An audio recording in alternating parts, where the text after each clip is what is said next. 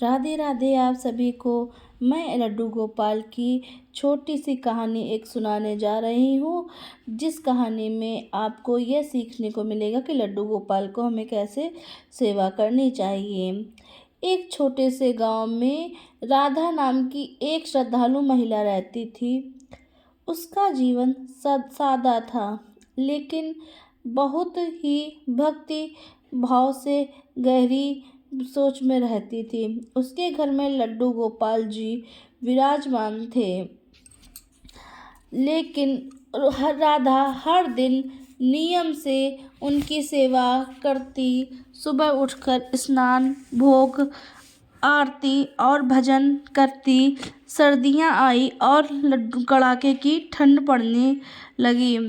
राधा के मन में एक विचार आया, ठंड बहुत है, मेरा लड्डू गोपाल कहीं ठंड ना महसूस करे। बस इसी भावना से वह हर दिन लड्डू गोपाल को गर्म पानी में स्नान कराने लगी। उसे लगता था कि वह बहुत बड़ा पुण्य कर रही है। लेकिन कुछ दिनों बाद राधा के घर अजीब अजीब सी घटनाएं होने लगी। पूजा में मन नहीं लगता, भोग गिर जाता, दीपक बार बार बुझ जाता और रात में भी उसे बेचैनी सी होने लगी। एक दिन वह बहुत दुखी होकर गांव के वृद्ध संत जी के पास गई और बोली, बाबा, मैं तो पूरे मन से सेवा करती हूँ, फिर मेरे जीवन में इतनी अशांति क्यों है।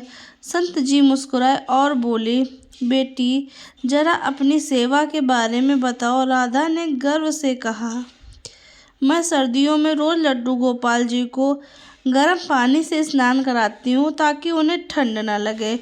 यह सुनकर संत जी गंभीर हो गए।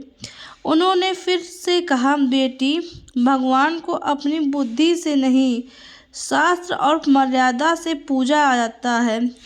लड्डू गोपाल शिशु रूप हैं, लेकिन वे स्वयं भगवान हैं।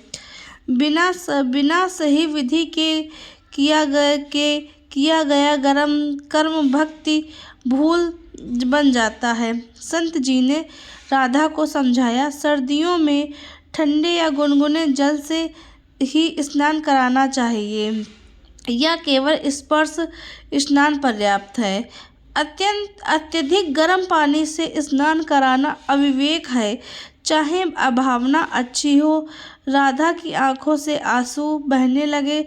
उसने हाथ जोड़कर कहा, मुझसे अज्ञान में अपराध हो गया है प्रभु।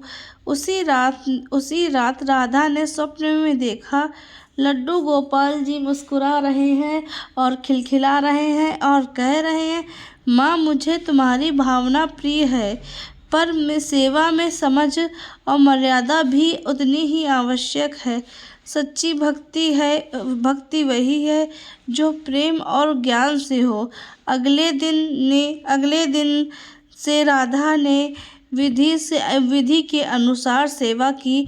फिर घर में शांति लौट आई, भजन में मन लगने लगा और राधा की भक्ति और गहरी हो गई।